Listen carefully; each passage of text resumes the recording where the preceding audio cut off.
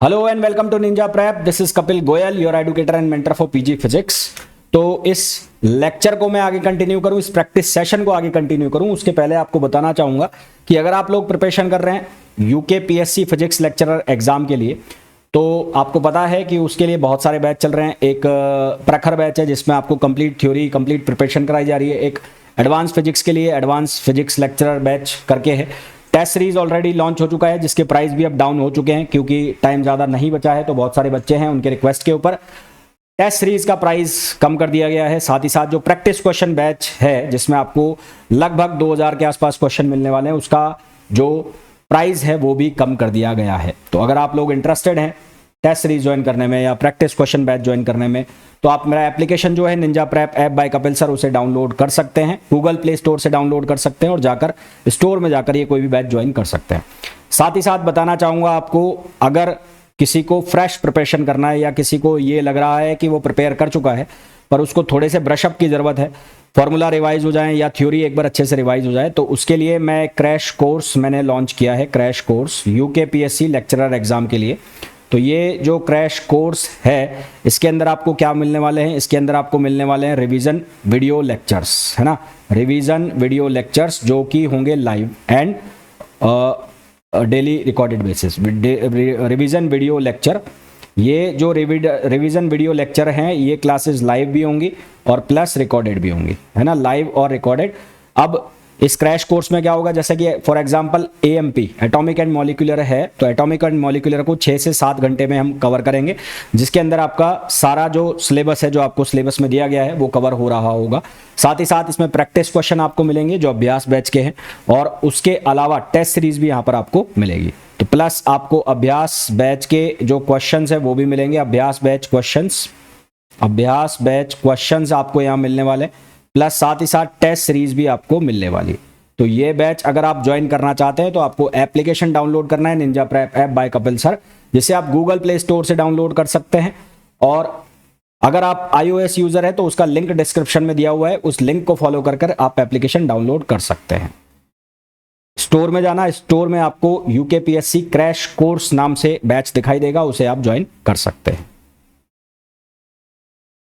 Hello and welcome to Ninja Prep. This is Kapil Goyal, your educator and mentor for PG physics. तो magnetic effect of current का एक और practice session जिसमें हम questions discuss करेंगे force के ऊपर, यानी कि जो मैग्नेटिक फोर्स लगता है दो वायर्स के बीच में, उसके ऊपर किस तरह के क्वेश्चंस बनते हैं वो हम देखेंगे, कैसे वो सॉल्व होते हैं उनको हम डिस्कस करेंगे। पहला जो क्वेश्चन आपको दिख रहा है उसमें पूछा गया है कि एक वायर है और उसके पास में कॉइल रखी हुई है। वायर जो है उसमें आपको दिख रहा है करंट जो फ्लो हो रही है वो 2 एम्पियर की करंट फ्लो हो रही है, और कॉइल के अंदर जो करंट फ्लो हो रही है वो 1 एम्पियर की है। और ये जो वायर है और जो कॉइल है उनके बीच का जो सेपरेशन है वो 2 सेंटीमीटर का दिया हुआ है। तो हमें ये बताना है कि जो नेट फोर्स लगेगा ये जो स्क्वायर कॉइल है उसके ऊपर वो कितना लगेगा, ये हमें बताना है। तो देखो, जो कॉइल है उसको मैंने नाम दे दिया ABCD। तो पहले इस वायर और AB जो पार्ट है कॉइल का, B और C और A और D के लिए तो जो फोर्स है उसकी वैल्यू 0 हो जाएगी, है ना। यहां तो कोई फोर्स लगेगा ही नहीं लगेगा ना, कारण QF यहां से आप मैग्नेटिक फील्ड निकालोगे और मैग्नेटिक फील्ड के बाद जब ILB आप लगाओगे तो जो मैग्नेटिक फील्ड और जो हमारे पास जो वायर होगा वो सेम डायरेक्शन में आ जाएंगे, तो वहां पर फोर्स की वैल्यू क्या हो जाएगी, 0। तो फोर्स केवल और केवल किसके ऊपर लगेगा, एक तो AB के ऊपर लगेगा और एक CD के ऊपर लगेगा। तो FBC जो होगा उसकी वैल्यू कितनी हो जाएगी, 0, और FAD जो है उसकी वैल्यू कितनी हो जाएगी, 0। तो AD और BC के ऊपर क्या रहेगा, 0। पैरेलल वायर्स जो है वो हमें कंसीडर करना है। तो पैरेलल वायर्स में पहले अगर आप AB को कंसीडर करो तो एक तो हो गया ये 2 एम्पियर वाला तार, और एक आप ले लो AB। तो AB वाला वायर जो है वो ये है और इसके अंदर करंट फ्लो हो रही है 1 एम्पियर की, तो ये है A और ये है B, ठीक है। अब जब पैरेलल करंट फ्लो करेगी, मैंने आपको ये पहले बताया हुआ है कि पैरेलल करंट फ्लो करेगी तो दोनों वायर एक दूसरे को अट्रैक्ट करेंगे, यानी कि इसके ऊपर जो फोर्स लगेगा वो इस डायरेक्शन में लगेगा, और इसको मैंने लिख दिया FAB। क्या लिख दिया, FAB। तो फोर्स जो है उसकी वैल्यू किसके बराबर होती है, वो होती है म्यू0 I1 I2 अपॉन कितना होता है, ये होता है 2 पाई R। म्यू0 I1 I2 अपॉन 2 पाई R, ये किसकी वैल्यू होती है, फोर्स की वैल्यू होती है, और इसको ये होती है फोर्स पर यूनिट लेंथ। और अगर मेरे को सिर्फ फोर्स की वैल्यू चाहिए तो इसको L से क्रॉस मल्टीप्लाई कर देंगे, तो ये हो जाएगा म्यू0 I1 I2 L अपॉन ये हो गया 2 पाई R। अगर इसको मैं ऊपर 2 से मल्टीप्लाई कर दूं, नीचे 2 से मल्टीप्लाई कर दूं, तो ये बन जाता है म्यू नॉट अपॉन 4 पाई I1 I2 और 2 से मल्टीप्लाई हो गया। म्यू नॉट अपॉन 4 पाई की वैल्यू होती है 10 पावर माइनस 7। तो यहां मैं लिख देता हूं म्यू नॉट अपॉन 4 पाई जो है उसकी वैल्यू होती है 10 पावर माइनस 7। तो इसके साथ मैं सबसे पहले किसको सॉल्व कर लूंगा, एफ ए बी को सॉल्व करूंगा। तो एफ ए बी को जब आप सॉल्व करोगे तो ये वैल्यू हो गई 10 पावर माइनस 7 जो कि म्यू नॉट अपॉन 4 पाई की वैल्यू हो गई, म्यू नॉट अपॉन 4 पाई की वैल्यू हो गई। अब I1 यानी कि ये वाली करंट कितनी है, 2 एम्पियर, तो यहां आपने सब्स्टिट्यूट कर दिया 2। I2 ये वाली करंट कितने की है, 1 एम्पियर, यहां पे आपने लिख दिया 1। लेंथ जो है ये वाली जो कॉइल है इसका ये वाला जो पार्ट है ये साइड, इसकी लेंथ है 15 सेंटीमीटर। तो इसको आप कन्वर्ट कर लो किसमें, मीटर में, तो 15 इंटू 10 पावर माइनस 2 ये हो गया। अब नीचे क्या रह गया, 2 पाई तो चला ही गया। आर मतलब इनके बीच का सेपरेशन वो है 2 सेंटीमीटर, उसको मीटर में कन्वर्ट कर लो तो 2 इंटू 10 पावर माइनस 2 हो गया। और ये 2 जो है वो पहले से मल्टीप्लाई है, ये वाला 2 जो है वो इस 2 पाई के साथ चला गया। अब यहाँ I1 की वैल्यू आ गई I2 की, ये वाला 2 रह गया, तो ये वाला 2 भी यहाँ पर लिख दो आप, ठीक है। तो अब इसको सिंप्लीफाई आप करोगे तो क्या आएगा, ये वाले 2 से ये वाला 2 कैंसिल हो गया, ये 10 पावर माइनस 2 से ये 10 पावर माइनस 2 कैंसिल हो गया, तो ये आया 15 दूनी 30। तो यहां से हमारे पास आ गया 3 into 10 power minus 6 Newton, 3 into 10 power minus 6 Newton. ये हो गया ए बी के लिए। और ए बी पर जो फोर्स लग रहा है वो किधर लग रहा है, टुवर्ड्स द वायर। ये फोर्स किधर लग रहा है, टुवर्ड्स द वायर। तो इसको मैं लिख देता हूं क्या, towards the wire, towards the wire. तो ये जो फोर्स लग रहा है टुवर्ड्स द वायर।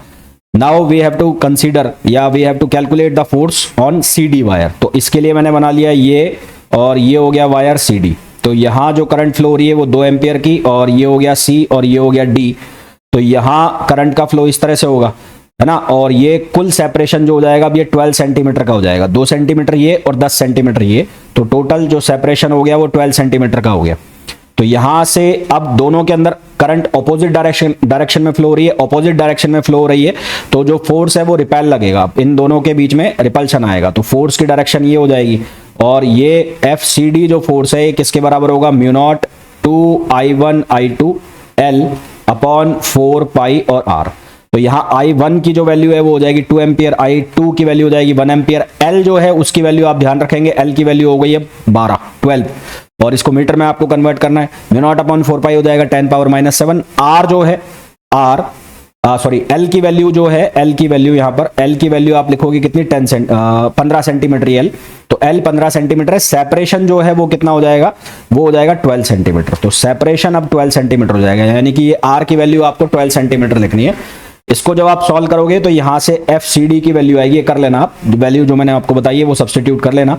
ये वैल्यू आएगी 0.5 इंटू 10 पावर माइनस 6 न्यूटन, और ये किधर होगा, टुवर्ड्स राइट। तो जो नेट फोर्स बनेगा वो क्या आएगा, वो आएगा F A B. Net force की वैल्यू क्या आएगी, F A B minus F C D. तो ए बी जो फोर्स है वो कितना हो गया, टुवर्ड्स द वायर है वो, तो वो हो गया 3 इंटू 10 पावर माइनस 6। और सी डी जो है उसकी वैल्यू कितनी हो जाएगी, वो हो जाएगी 0.5 इंटू 10 पावर माइनस 6। तो इसको जब आप सिंप्लीफाई करोगे तो यहां से आपके पास आंसर आएगा 2.5 इंटू 10 पावर माइनस 6 आएगा 2.5, जिसको आप 10 से मल्टीप्लाई करके 10 से डिवाइड करोगे तो 25 इंटू 10 पावर माइनस 7 हो जाएगा, और वो किधर की तरफ हो जाएगा, टुवर्ड्स द वायर। तो आंसर जो हमारे पास आ जाएगा वो आ जाएगा ऑप्शन ए। क्या आंसर आ जाएगा, ऑप्शन ए। नेक्स्ट क्वेश्चन पे आ जाओ। नेक्स्ट जो क्वेश्चन है उसमें बोला है 3 straight wires of equal length. 3 wire है, स्ट्रेट वायर, इनकी लेंथ तीनों की क्या है, सेम है, तीनों की लेंथ क्या है, सेम है। Are connected parallel to each other across a battery of negligible internal resistance. Parallel में कनेक्टेड है एक बैटरी के अक्रॉस, और जो इंटरनल रेजिस्टेंस है उसको नेग्लेक्ट कर रखा है। इनका जो रेजिस्टेंस का रेशो है वो 3:4:5 है, ठीक है। इसका जो रेजिस्टेंस है ये R1, ये R2, ये R3। तो इनको आप पैरेलल में कनेक्ट कर दो, तो पैरेलल में किस तरह से कनेक्ट होंगे, ये ऐसे होंगे, एक वायर ये हो गया, एक ये हो गया, एक ये हो गया। तो ये पैरेलल में एक बैटरी से ऐसे कनेक्ट हो गए, यहाँ इस तरह से कनेक्ट हो रहे होंगे, तो ये वायर कनेक्ट हो गए ऐसे। इन तीनों की लेंथ सेम है, ये भी L है, ये भी L है, ये भी L है। इनका जो रेजिस्टेंस है यानी कि R1, इसको आप 1 बोल लो, इसको 2 बोल लो, इसको 3 बोल लो, तो R1 ratio R2 ratio R3, ये कितना गिवन है, ये है 3:4:5। तो ये रेजिस्टेंस हमें गिवन है यहाँ पर। What is the ratio of their distance of the middle wire from other 2 wires. तो मिडिल वायर की बाकी 2 वायर से डिस्टेंस का रेशो हमें बताना है। तो ऐसा मान लो कि यहाँ बैटरी लगी हुई है जो ऐसे लगी हुई है, और ये प्लस टर्मिनल ये माइनस टर्मिनल, तो करंट फ्लो करा दो। तो करंट फ्लो कराओगे तो इनमें करंट इस तरह से फ्लो होगी। तो ये I1 करंट हो गई, ये I2 हो गई, ये I3 हो गई। तो क्योंकि तीनों के अंदर पैरेलल करंट फ्लो हो रही है तो ये एक दूसरे को क्या करेंगे, अट्रैक्ट करेंगे। ये एक दूसरे को क्या करेंगे, अट्रैक्ट करेंगे। तो रेजिस्टेंस का रेशो हमें दिया हुआ है, तो सिंस V इक्वल्स टू क्या होता है, IR, V इक्वल्स टू क्या होता है, IR। और पैरेलल कनेक्शन के लिए क्या होता है, जो वोल्टेज है वो कांस्टेंट होता है। V क्या हो जाएगा, कांस्टेंट, और V कांस्टेंट हो जाएगा तो I जो है वो रेसिप्रोकल हो जाएगा किसके, R के। I रेसिप्रोकल हो जाएगा किसके, R के। तो यहां से क्या बनेगा, ये बनेगा I1 proportional to I2 proportional to I3। ये आ जाएगा 1/R1 proportional 1/R2 proportional 1/R3। तो यहां से 3:4:5, तो ये बन जाएगा 1/3 रेशो 1/4 रेशो 1/5, ये बन गया। तो ये हमारे पास I1 I2 और I3 का रेशो आ गया। ठीक है, ये किसका रेशो आ गया, I1 I2 और I3 का रेशो आ गया। अब मेरे को फोर्स निकालना है। तो फोर्स मान लो इसमें करंट फ्लो हो गई आपकी I1, इसमें करंट फ्लो हो गई I2, इसमें करंट फ्लो हो गई I3। तो इसके ऊपर जो F1 फोर्स लगाएगा वो लगा दिया ऐसे, और इसके ऊपर फोर्स लगा दिया ऐसे। तो फोर्स जो लगेगा, मान लो F1 में निकालना चाहता हूं तो I1 I2 आएगा, तो ये बनेगा mu naught I1 I2 L upon ये हो जाएगा 2 पाई R। डिस्टेंस इनके बीच की क्या रहने वाली है, सेम रहने वाली है ना। तो what is the ratio of the distance of middle wire from the ratio निकालना है ना। तो ये R1 लिख दिया मैंने यहां से, और यहां I1 और I2 ये 1/3 और 1/4। तो ये मैं लिख रहा हूं कितना, यहां से लिख रहा हूं म्यू नॉट अपॉन 2 पाई, और इसको किसी कांस्टेंट के बराबर अगर हम कंसीडर करें तो यहां पर इसको मैं ऐसा लिख रहा हूं 1/3 और ये 1/4, लेंथ सेम है, और ये हो गया R1। सिमिलरली F2 जो है उसकी वैल्यू कितनी हो जाएगी, वो हो जाएगी mu naught I2 I3 L upon 2 पाई R2, और ये कितना हो जाएगा म्यू नॉट अपॉन 2 पाई I2 I3, ये कितना हो जाएगा 1/4, ये हो जाएगा 1/5 L, और ये हो जाएगा R2। अब क्योंकि जो इक्विलिब्रियम की कंडीशन है उसमें दोनों के ऊपर फोर्स जो है वो क्या रहने वाला है, सेम, क्योंकि यहां पर गिवन है कि नेट फोर्स है वो 0 आना चाहिए। तो नेट फोर्स 0 कब आ सकता है, तो गिवन है कि F नेट जो है वो 0, F नेट 0 होने का मतलब है F1 माइनस F2 कितना हो जाए 0, और ये किसके बराबर आ जाए, F1 इक्वल्स टू F2। तो यहां से हम इसको जब सिंप्लीफाई करेंगे तो म्यू नॉट अपॉन 2 पाई, और ये कितना बन जाएगा 1/3, ये कितना बन जाएगा 1/4 L, और ये हो गया R1। इसी तरह से यहाँ हो गया म्यू नॉट अपॉन 2 पाई, ये हो गया 1/4, ये हो गया 1/5, ये L, और ये हो गया R2। तो यहाँ से इसको सिंप्लीफाई करेंगे, म्यू नॉट अपॉन 2 पाई से mu naught upon 2 pi cut, L से L कट, 1/4 से 1/4 कट। हमें रेशो बताना है R1 रेशो R2। तो यहां से R1 रेशो जो R2 है वो कितना आ जाएगा, 5:3। जब आप इसको सिंप्लीफाई करोगे तो R1 रेशो R2 जो है वो कितना आ जाएगा, 5:3, जो कि ऑप्शन हो जाएगा C, है ना। तो आई होप आपको ये बहुत अच्छे से समझ में आ गया होगा। ये आपको समझ में आना चाहिए कि डायग्राम अगर आप बना सको तो वो ज्यादा वेल एंड गुड है। डायग्राम आप बना लोगे तो ये क्वेश्चन जो है इजीली आप सॉल्व कर ले जाओगे। नेक्स्ट देखो भाई, नेक्स्ट क्वेश्चन के अंदर बोला गया है 3 long straight parallel wires carrying current are arranged as shown in the figure. The force experienced by 20 centimetre length of wire C. एक ये है D, एक ये है और एक ये है। तो ये वाला जो वायर है जिसकी लेंथ 25 सेंटीमीटर है, इसके ऊपर कितना फोर्स लगेगा ये हमें बताना है। तो इसके अंदर जो करंट फ्लो हो रही है वो 30 एम्पियर है, और यहाँ जो करंट फ्लो हो रही है वो 10 एम्पियर है, दोनों अपोजिट डायरेक्शन में। अपोजिट डायरेक्शन में है तो ये इन दोनों के बीच में जो फोर्स है वो कौन सा लगेगा, रिपल्शन का फोर्स लगेगा।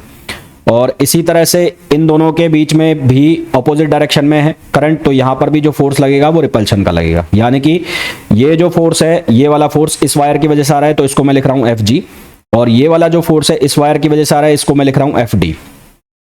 तो Fd जो है उसकी वैल्यू क्या बनेगी, वो बनेगा mu naught I1 I2 L upon ये कितना हो जाएगा 2 पाई R, इनके बीच का सेपरेशन।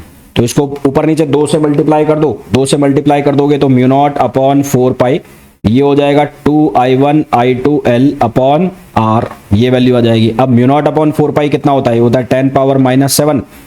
I1 जो है वो कितना हो जाएगा 30, और I2 जो है उसकी वैल्यू हो जाएगी 10। L की जो वैल्यू है वो कितनी हो जाएगी 3 × 10⁻⁻2, 3 × 10⁻⁻2। एल की वैल्यू तो 3 नहीं, एल की वैल्यू हो जाएगी, हमें गिवन है ना, एल की वैल्यू 25 है, तो ये वैल्यू हो जाएगी 25 इंटू 10 पावर -2, और इसको 2 से भी मल्टीप्लाई करना है क्योंकि यहाँ पर 2 भी है, तो यहाँ इसको 2 से मल्टीप्लाई कर दो, और आर जो है उसकी वैल्यू हो जाएगी 3 इंटू 10 पावर -2। आर की वैल्यू कितनी हो जाएगी? 3 इंटू 10 पावर -2। सिंप्लीफाई करो, ये 10 पावर -2 से 10 पावर -2 कैंसिल, यहाँ से 10 बच गया, तो ये आ गया 25 दूनी 50, और ये एफ डी जो है उसकी वैल्यू हो गई 50, और यहां बच जाएगा 10 पावर -5, 50 इंटू 10 पावर -5, और फर्दर सिंप्लीफाई कर लो तो 5 इंटू 10 पावर -4 न्यूटन, ये एफ डी की वैल्यू आ गई। इसी तरह से आप किसकी वैल्यू निकाल लोगे? ये किधर जा रहा है? ये जा रहा है एफ डी जो है वो जा रहा है किधर की तरफ? Towards right. इसी तरह से आप निकाल लोगे, इसको मैं लिख देता हूं यहां पर, टुवर्ड्स राइट, ये जा रहा है टुवर्ड्स राइट। सिमिलरली मैं वैल्यू निकाल लूंगा एफ जी की, तो एफ जी की जो वैल्यू है उसको हम कैसे निकालेंगे? अब मैं डायरेक्ट वैल्यू रख रहा हूं यहाँ पर, है ना, I1 I2 ये वैल्यू रख रहा हूं, तो ये μ0 अपॉन 4 पाई तो हो जाएगा 10 पावर -7, ये 2 आना है, ये वाला 2। अब इस वायर के लिए करंट जो है वो 10 एम्पियर, तो इसको मैंने लिख दिया 10 एम्पियर, और इसके लिए जो करंट है वो कितनी है? 20 एम्पियर, तो इसको लिख दिया मैंने 20। वायर की जो लेंथ है वो 25, तो 25 इंटू 10 पावर -2, और जो आर है इन दोनों के बीच वो हो जाएगा 2, तो 2 इंटू 10 पावर -2। तो सिंप्लीफाई करोगे, ये 10 पावर -2 खत्म, यहाँ 2 से 2 खत्म, ये 25 दूनी 50, और ये कितना आ जाएगा? ये भी आ जाएगा हमारे पास 5 इंटू 10 पावर -4 न्यूटन। तो दोनों साइड जो फोर्स है वो सेम आ गया, ये टुवर्ड्स राइट है, ये किधर चला गया? टुवर्ड्स लेफ्ट, ये किधर चला गया? Towards left. तो दोनों साइड फोर्स की वैल्यू सेम आ गई, दोनों साइड फोर्स की वैल्यू सेम आ गई, तो एफ नेट जो है वो कितना होने वाला है? वो होने वाला है F G minus F D. इसको सिंप्लीफाई करेंगे तो आंसर हमारे पास कितना आ जाएगा? 0 आ जाएगा।